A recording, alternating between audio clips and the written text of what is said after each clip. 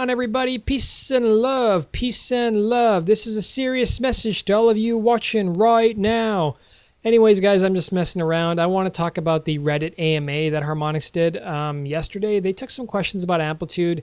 They took some questions about Rock Band, and I want to just summarize what I learned from it.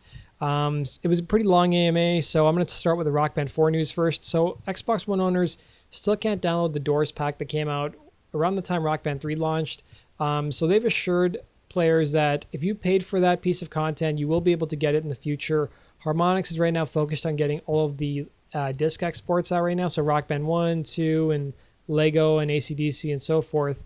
They're focused on getting those out first, and then the other songs like the Doors pack and the songs that have been delisted off the music store will make their way over.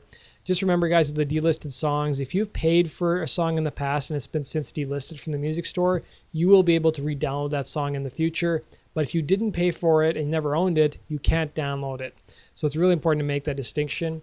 The other thing we learned too from the AMA is that tracks in Rock Band 4 are actually developed with only one kick pedal in mind. So if you play the Distort pack, you'd know that there's double bass in that song, but they don't chart it as double bass. They chart it as a single bass. They're looking into doing double bass support down the road.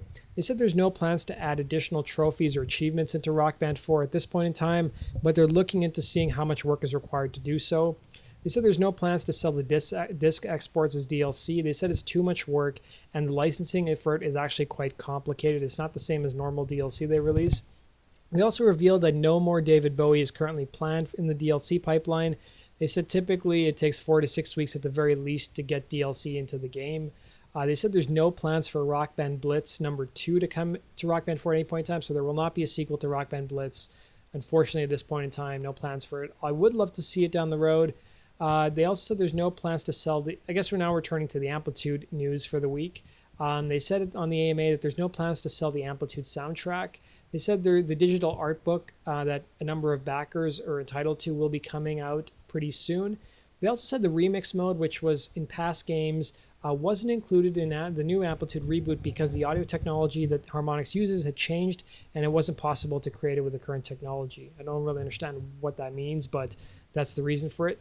The most interesting thing I found out of the entire AMA is that David Bowie was apparently a fan of Amplitude, and he was actually supposed to be in the game, but they removed it since somehow they weren't able to block players from customizing his avatar. They actually showed a picture of like the model they had for David Bowie in the game, which I found was kind of cool. They also gave some useful tips on how to play better in Amplitude and achieve a higher score. I've actually pasted them down below in the description box. They also said they're no longer developing Chroma. That was like a PC shooter they were working on that they put like an alpha build out for. They're not focused on that right now. They're working on other projects. They also said they would never use Kickstarter to fund individual features like online play for Rock Band 4. They said that online play wasn't included in Amplitude because they didn't hit their stretch goals. So they had a stretch goal which they wanted to hit, but they didn't reach it. That's why online play is not in Amplitude. They also said that backers who give $80 or more got a free song in Amplitude as well.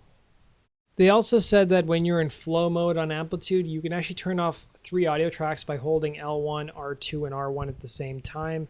I didn't even know that. I'll have to try that when I play Amplitude next time. They also said that when Amplitude is released on the PS3 in the spring of this year, the actual leaderboards will be cross-platform. So if you're looking at the leaderboards, you'll see PS3 and PS4 players. But they also said that they're still working on the code for the PS3 version, so there are chances that this may not be included in the final version, but they're currently planning on including cross-platform leaderboards, which I think is pretty cool.